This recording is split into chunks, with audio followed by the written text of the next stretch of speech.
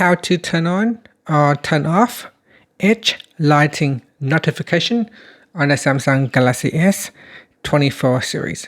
First, tap on the home button to go back to the home screen. Then from the home screen, swipe down at the top, then tap on the settings icon. Next, we scroll down and then tap on notifications. And in here, tap on notification pop-up style. Now go down and tap on edge lighting style.